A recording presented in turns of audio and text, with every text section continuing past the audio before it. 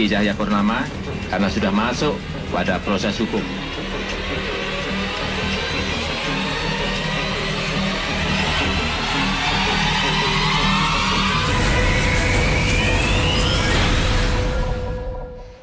Pemirsa, Jenderal TNI Gatot Nurmantio menyatakan aksi damai menuntut penuntasan kasus dugaan penistaan agama dimanfaatkan sejumlah aktor politik untuk menurunkan Presiden Joko Widodo. Berikut pidato Panglima TNI Jenderal Gatot Nurmantio di depan Badan Eksekutif Mahasiswa seluruh Indonesia di kampus Universitas Trisakti, Jakarta.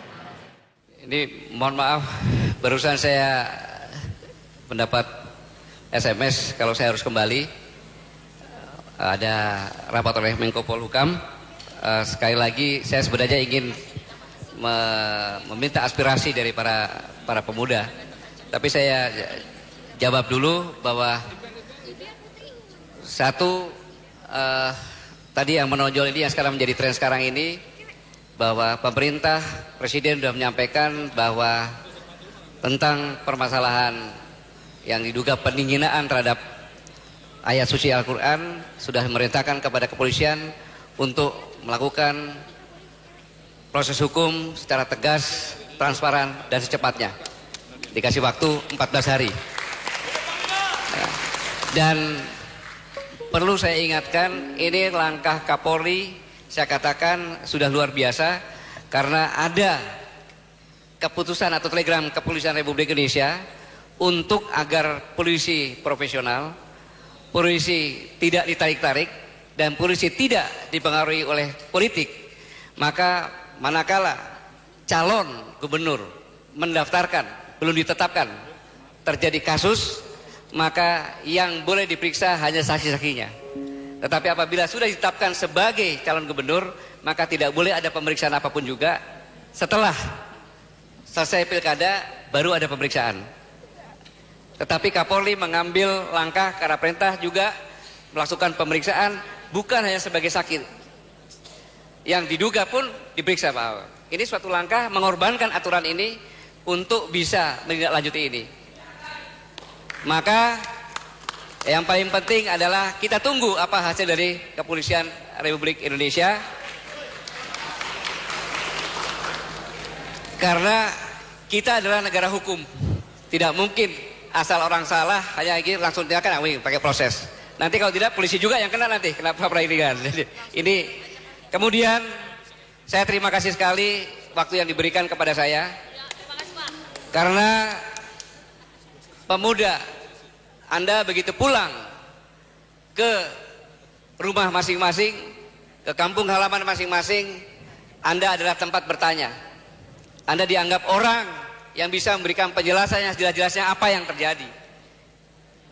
Inilah yang perlu. Dan sekali lagi, apabila mendapat informasi yang ada, sekarang informasi sangat liar. Sangat liar.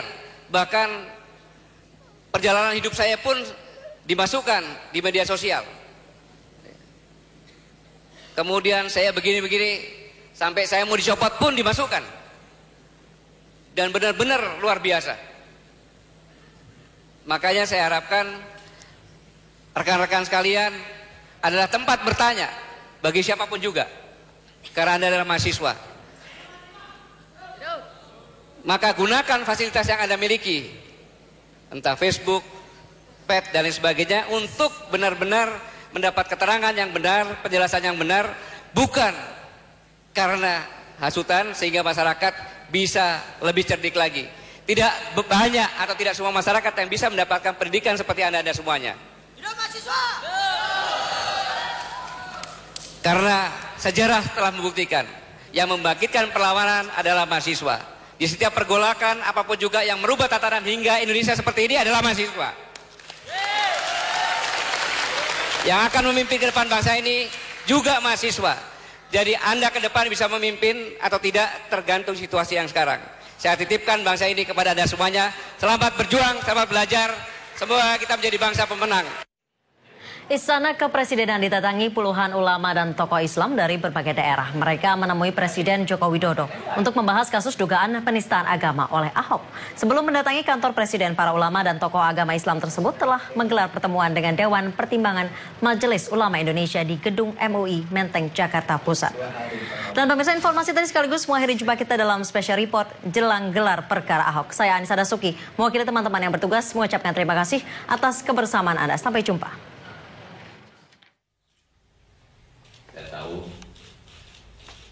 Sebanyak 40 ulama dan pimpinan pondok pesantren dari Banten dan Jawa Barat mendatangi Istana Negara untuk bertemu Presiden, membahas situasi dan kondisi setelah aksi damai 4 November lalu. Selain Presiden, Menteri Agama dan beberapa pejabat negara ikut hadir dalam pertemuan ini.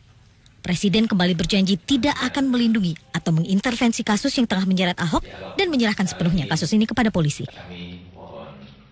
Kami sampaikan kepada Bapak Presiden, insya Allah, asalkan pemerintah serius menangani kasus ini, apapun keputusannya, hasilnya dari proses hukum yang sekarang sedang diberlakukan kepada Saudara Basuki Cahayapurnama, itu insya Allah kami terima. Asal pemerintah benar-benar serius dalam menangani kasus ini, terutama tentang kasus yang melibatkan Saudara Basuki Cahayapurnama. Pak Presiden menjelaskan, sekali lagi menjelaskan, bahwa beliau itu selaku Presiden tidak pernah melindungi siapapun dalam konteks yang berpersoalan dengan hukum. Jadi meyakinkan kepada para ulama bahwa Presiden tidak pernah melindungi Ahok. Persoalan hukum justru Presiden sesuai dengan fungsi dan kewenangan sebagai eksekutif tidak mau mencampuri urusan hukum. Adalah anti toleransi, bahasa lainnya intoleran. Sehari sebelumnya, puluhan ulama dan tokoh agama juga mendatangi Istana Negara setelah selesai menghadiri pertemuan bersama Dewan Pertimbangan Majelis Ulama Indonesia di Gedung MUI. Biasanya terlalu besar dan kita tidak meminta Organisasi kemasyarakatan Islam itu sangat besar untuk kepentingan bangsa dan negara. Tentunya kami bersiap saja untuk bisa menenangkan umat Islam, tetapi dengan sesuatu yang harus didengarkan juga oleh pemerintah. Bahwa permintaan kami adalah bagaimana seseorang yang sudah melakukan yang disebut dengan oleh Majelis Ulama Indonesia melakukan penistaan agama untuk bisa diproses hukum secara benar, secara hukum juga.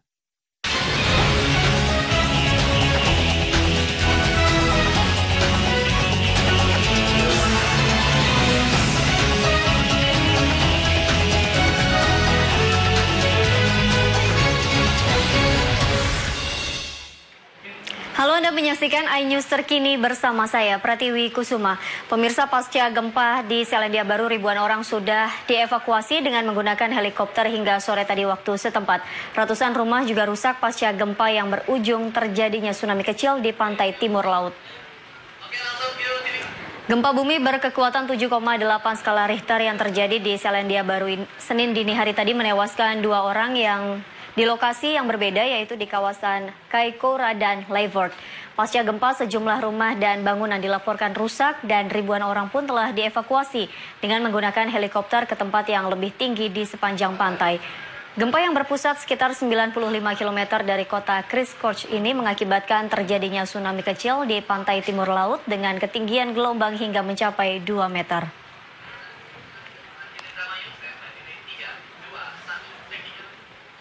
Bencana juga terjadi di tanah air, pemirsa. Banjir rob merendam ribuan rumah di Indramayu, Jawa Barat.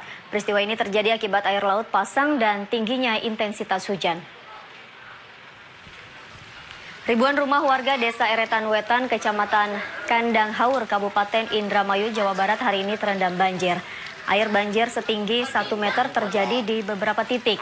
Tak hanya rumah, ratusan hektar tambak udang dan bandeng juga terdampak banjir. Pemerintah setempat menetapkan status siaga 2 atas banjir yang melanda. Tingginya debit air di Sungai Ciprawan masih menjadi ancaman serius bagi warga karena beberapa saluran sungai kondisinya rusak.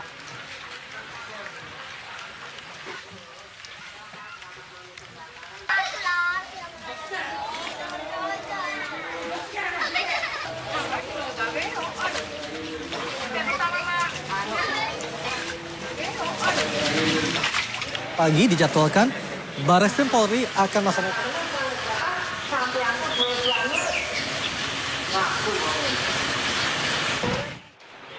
Demikian iNews terkini, tetaplah bersama iNews TV karena program Talk to iNews akan segera menemani Anda sesaat lagi. Sampai jumpa.